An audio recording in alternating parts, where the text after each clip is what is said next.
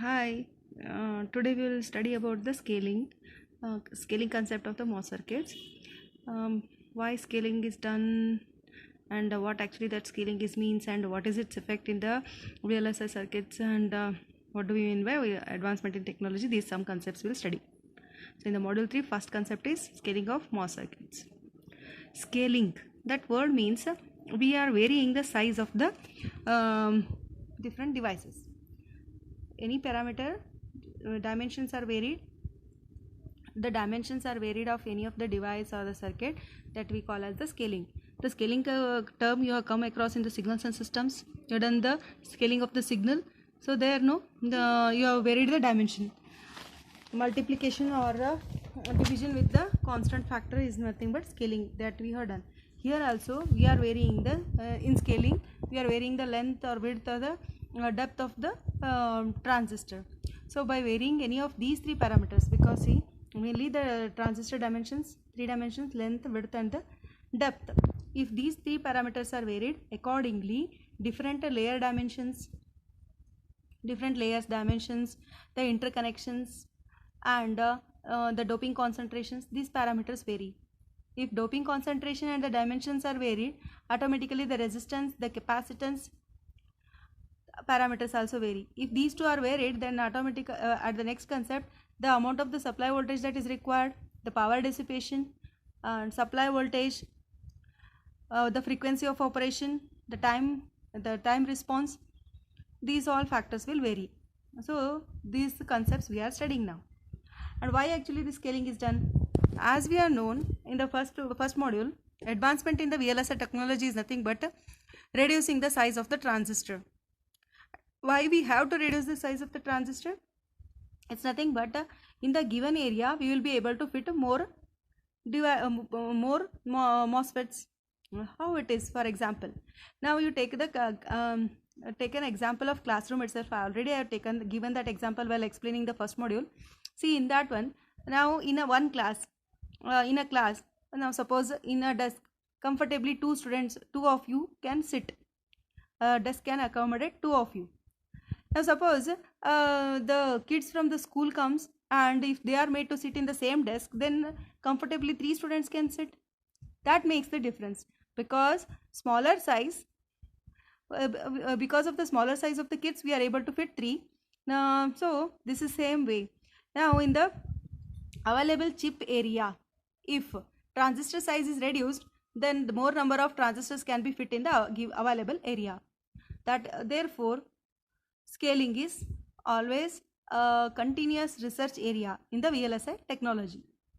So, and diminishing in the size, reducing the size of the MOSFET is nothing but advancement in VLSI technology. We are coming across now the 5 micrometer technology, 3 micrometer technology, 1.2. It goes on nanometer technology. Now we are in the nanometer technology.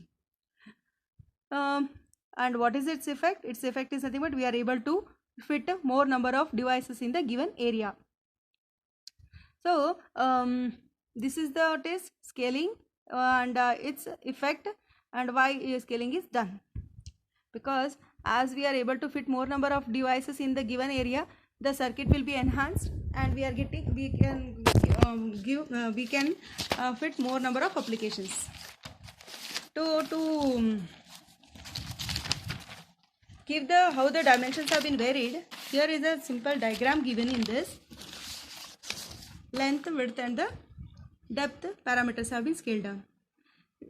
In the scaling, mainly three types of scaling models are explained: electric field modeling,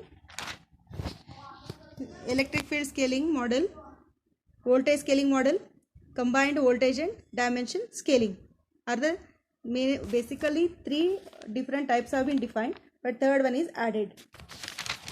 We will be studying about the electric field modeling. Here we in the scaling concept, as I told you, either we multiply or divide by the constant factor. Here we divide by a factor, alpha and beta. Alpha and beta are the constants. The length and the width are scaled down by alpha parameter. The depth is scaled down by beta. Along with the depth, the supply voltage VDD and gate oxide thickness D, that is the depth. these two dimensions have been scaled down by beta. Now how the scaling of the parameters, how it affects different device parameters.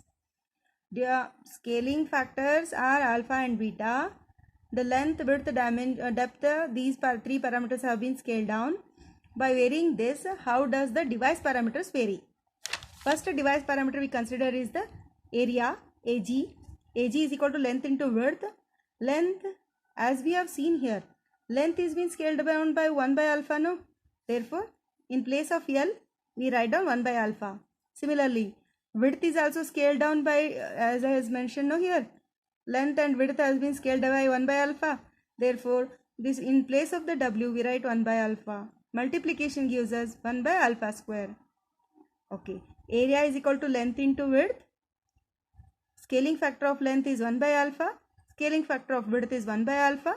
So, the scaling factor of area is 1 by alpha square. Coming on to the next device parameter, that is gate capacitance, C0. Remember, it is per unit area. Area is not applied here. Irrespective of the area, we are calculating gate capacitance, which we mention as C0. C0, C is equal to what is the general expression for capacitance? C is equal to epsilon A by D. Since it is per unit area, A is omitted.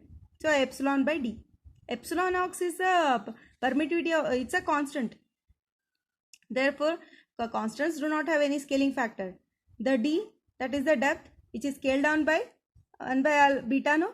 Therefore, in place of D, we substitute by, so 1 upon beta, that gives you beta. Therefore, the scaling factor of gate capacitance is beta. Now, coming to the third device parameter, that is gate capacitance. That means here that C0 is multiplied by area. So, area is nothing but L into W. Therefore, C0, scaling factor of C0 is beta. L scaling factor is 1 by alpha, W 1 by alpha. Therefore, the scaling factor of gate capacitance is beta by alpha square. Likewise, in total almost we have listed 14 scaling factors. So, each of their equations I will explain in the next video.